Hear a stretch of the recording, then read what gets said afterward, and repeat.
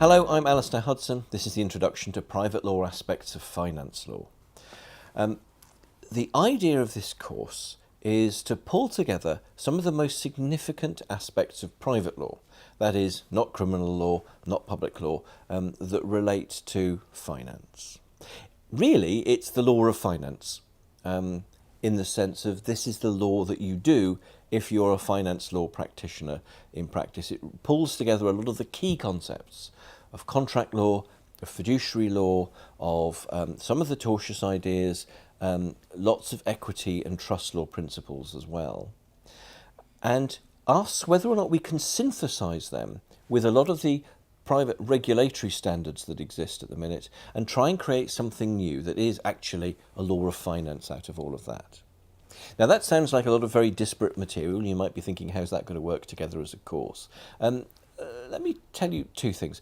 First, the course is structured around my textbook, The Law of Finance. So you will find that The Law of Finance draws all this together into one place as a book, and helps you to understand both the substantive law principles that underpin this course, that private law I was talking about, and also the key regulatory principles you need to know.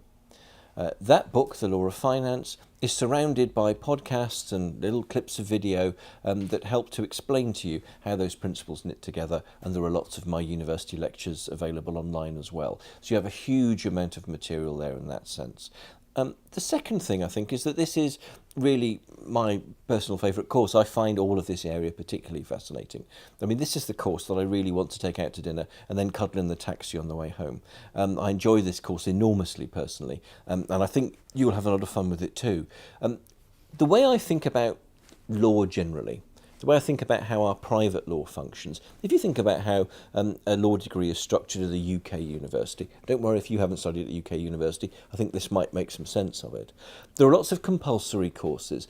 There's contract law, tort law, criminal law, you look at equity and trust as part of property law, all of those central concepts. And it's a bit like a castle in a way.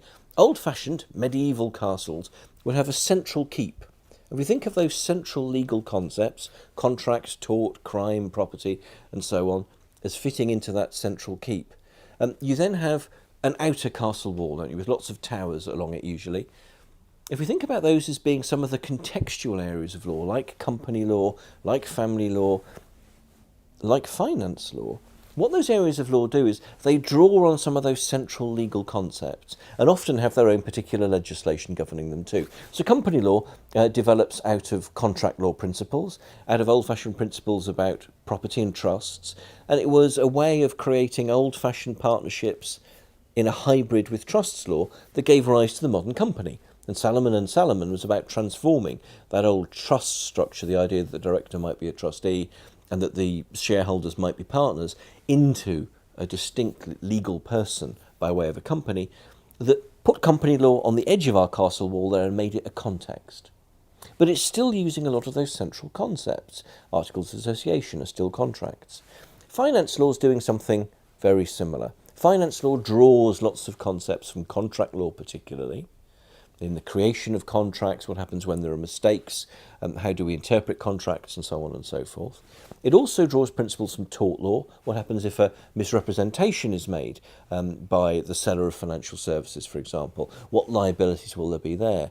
It draws principles from equity, as we'll see in a minute, in relation to fiduciary responsibilities, for example, when you're acting as an investment advisor.